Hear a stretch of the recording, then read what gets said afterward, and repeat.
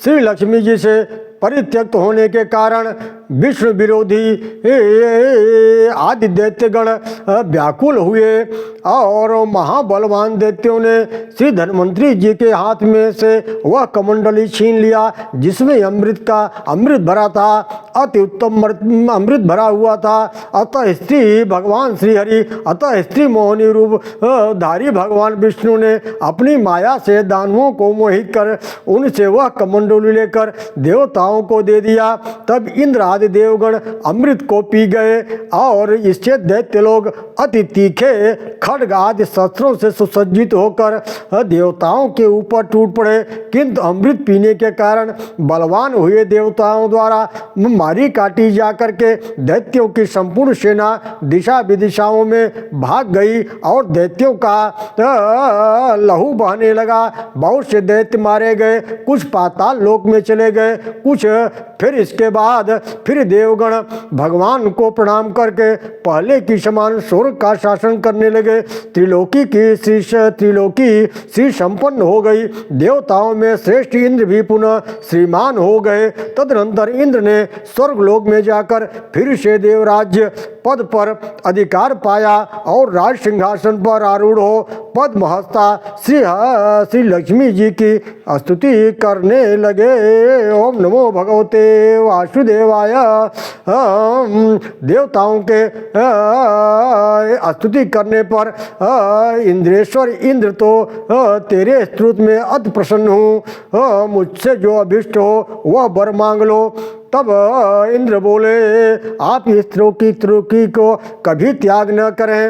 हे समुद्र संभवे, दूसरा वर मुझे यह दीजिए कि कोई आपकी इस स्रोत से स्तुति करे तो आप उसे कभी न त्यागें। लक्ष्मी जी ने कहा, हे देवश्रेष्ठ इंद्र, अब मैं इस त्रिलोकी को कभी नहीं छोड़ूंगी तथा जो कोई मनुष्य प्रातः काल सायंकाल के समय इस स्रोत से मेरी स्तुति करेगा उससे मैं कभी विमुख नहीं होंगी। पाराशर जी बोले, हे मैत्रेय, इस प्रकार पूर्व काल में श्री लक्ष्मी जी ने देवराज की स्रोत रूप आराधना से संतुष्ट होकर उन्हें ये वर दिए। लक्ष्मी जी पहले भृगु जी द्वारा ख्याति नामक स्त्री से उत्पन्न हुई थी, फिर अमृत मंथन से के समय देवदानों में प्रयत्न से वे समुद्र से प्रकट हुई। इस प्रकार संसार के देवाधिदेव भगवान विष्णु जब जब अवतार धारण करते हैं तब लक्ष्मी जी उनके साथ रहती हैं। जब श्री हरि आदित्य रूप से हुए तो ये पद्म से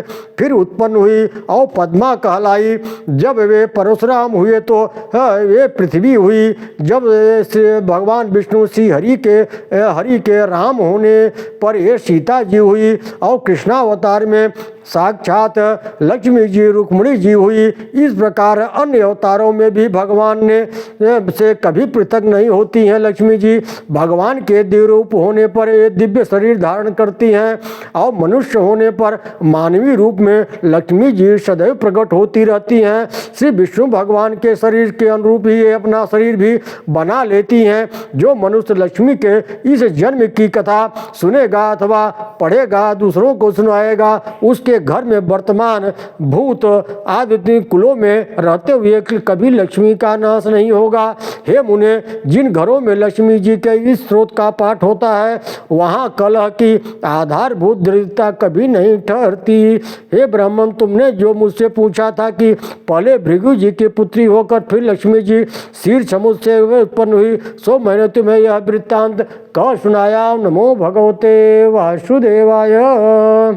सुन रे बंदे छोड़ के धंधे, क्यों न हरि गुण गाए। इस दुनिया में कोई न अपना, क्यों न प्रभु को अपनाए। सुन रे बंदे छोड़ के धंधे, क्यों न हरि गुण गाए। इस दुनिया में कोई न अपना, क्यों न प्रभु गुण गाए। क्या धन दौलत क्या रे पगले, करता इतना मान।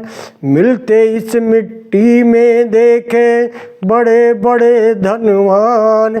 जानबूझ कर बोल रे पगले इस पर क्यों इतराए। सुन रे बंदे छोड़ के धंधे क्यों न हरि गुण गाए। इस दुनिया में कोई न अपना क्यों न प्रभु अपनाए। सुन रे बंदे छोड़ के धंधे। यह जीवन एक बहती धारा इसका नहीं ठिकाना। यह जीवन एक बहती धारा इसका नहीं ठिकाना। काम क्रोध सब त्याग के बंदे प्रभु का बन दीवाना। छोड़ के धंधे छोड़ बंदे छोड़ के धंधे क्यों न हरि गुण गाए। यह दीवानापन भी तेरा एक दिन काम न आए। सुन रे बंदे छोड़ के धंधे क्यों न हरि गुण गाए। क्या तेरा क्या मेरा पगले इस दुनिया के बीच। राम नाम तुलसी का पौधा अपने मन में सींच। वाल्मीकि सा तू भी बन जो जग में अमर हो जाए।